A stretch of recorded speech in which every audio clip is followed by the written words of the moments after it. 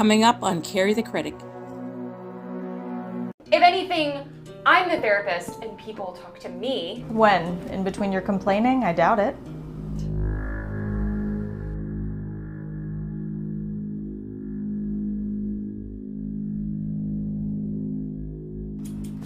Ow. Wait, stop. I didn't want it too short. Sorry, couldn't hear you over all my complaining. Don't stop! Oh my god. Joan, what did you do? Hey YouTube, this is Carrie Leslie here, and I haven't done a face cam thing for a long time, and if you notice, I styled my bangs a little bit, and normally I like wearing my hair in bangs, except when either I'm hot or something else. Long story short, I would hate for a hairdresser hacking it off. And speaking of that, let's check out the latest of Samir.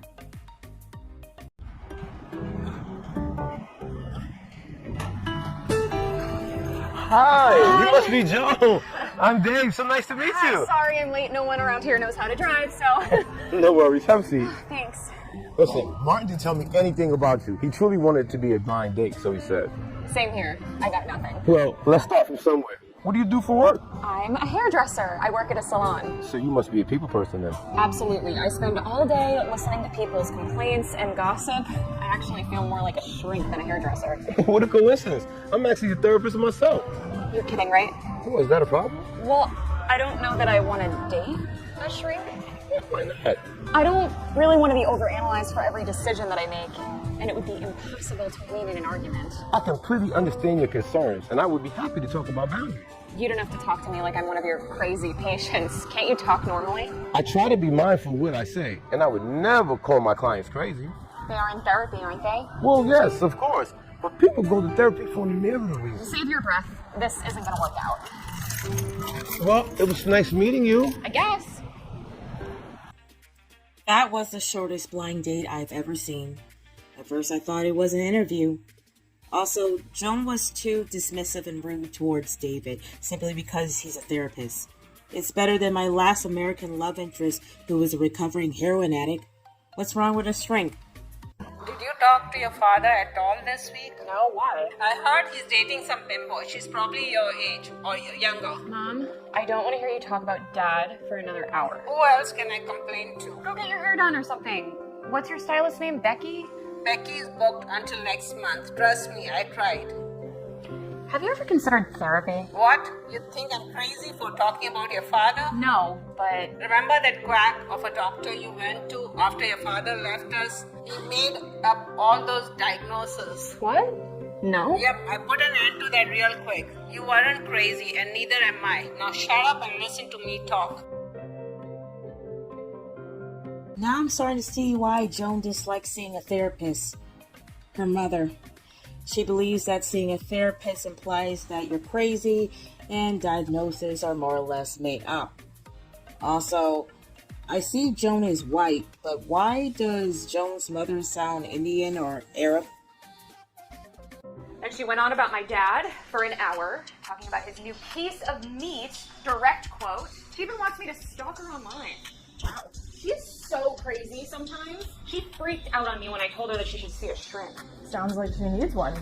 Where does she live? I bet my therapist could recommend someone good. Oh, you have a therapist, Molly? I guess I didn't realize that you were... Crazy?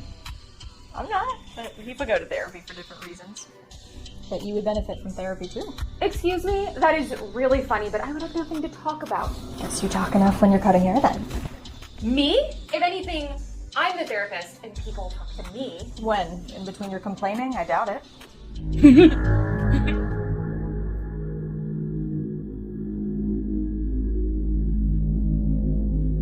Ow.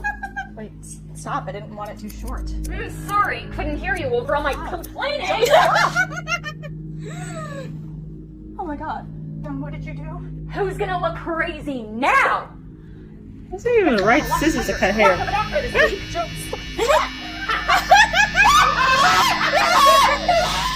Joan wouldn't stop cutting Molly's hair, and eventually the police were called to the salon. Joan was arrested for assault, and Molly decided to press charges. After watching the security footage, Joan pled guilty to the charges and received 200 hours of community service, plus 12 months of court-mandated therapy. They're blowing it out of proportion. She asked for it to be short, okay? No, but I don't. Okay. Is that a real salon or someone's house? Never mind. Sorry to keep you waiting. I was with another client. It's okay. Sorry, but do I know you from somewhere? You seem familiar. No, I don't think so. I don't know any therapists. Oh. David. Joan, right? Yeah. Oh, wow. Hi. How are you? Great. Thanks. But what are you doing here? I'm here for therapy. Oh, really? I didn't think you would be court mandated. Attacking someone with scissors? Yeah, so I guess I'm here to talk about that. So should we just go in? Or... We have a slight conflict of interest. I can't be a therapist, unfortunately, but I could refer you to some colleagues. Yeah, that's fine. You know, therapy won't do much good if you don't take it seriously. I know. And I think I'm finally ready to start taking it seriously. I just have this really negative view of therapy, probably from my mom. But I can't let my past get in the way of me trying it again. Again? You've been to therapy before? After my parents' divorce, my mom made us go to family therapy. It didn't last very long, and it was horrible.